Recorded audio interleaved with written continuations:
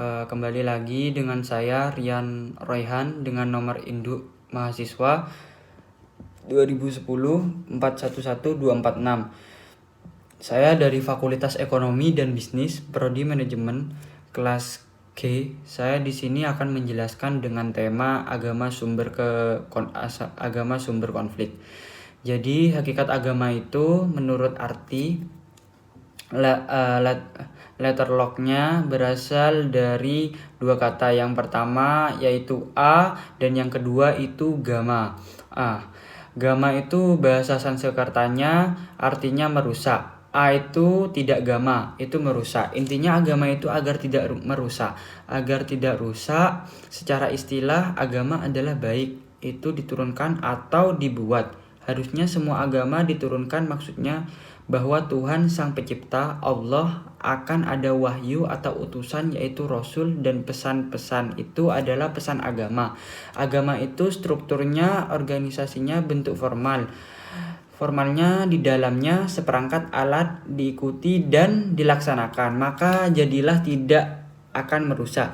Jadi agama kalau ditanya sebenarnya apa, maka jawabnya seperangkat aturan yang diperuntukkan atau diperterangkan kedamaian. Mengapa manusia harus beragama? Jadi secara teoritis ada dua.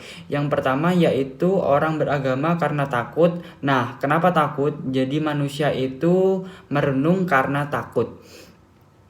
Ia mendekatkan diri kepada yang mengendalikan atau zat yang memiliki. Jadi ia beragama karena takut. Yang kedua, orang beragama karena memuji.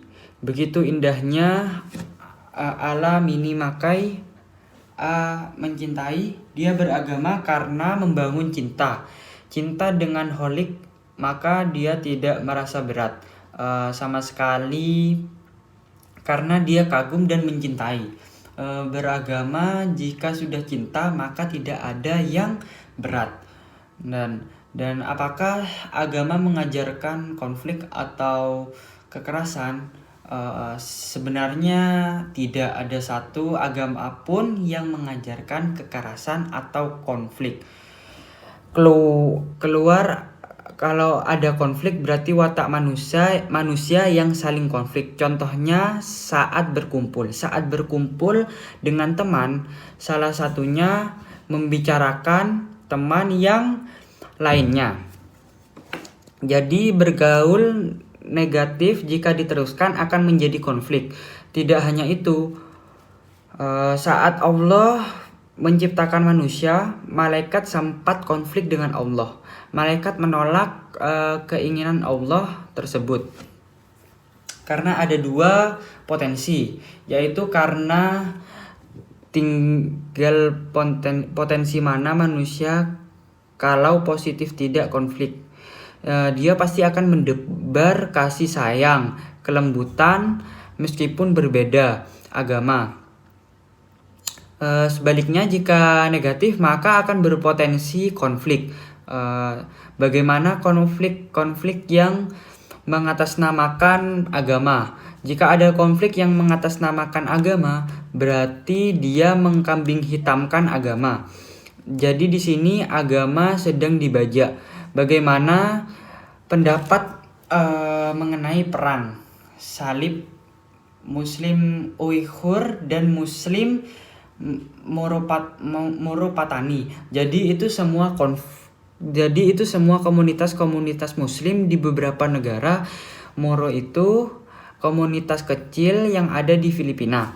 Karena kecil sering terjadi konflik dan diserang petani itu berasal dari Thailand. Jadi karena di Thailand semua umat Muslim berjilbab dan ketika melihat orang Muslim di daerah lain, nah kan di negara lainnya yang tidak berjilbab, mereka itu mengiranya orang itu beragama Buddha.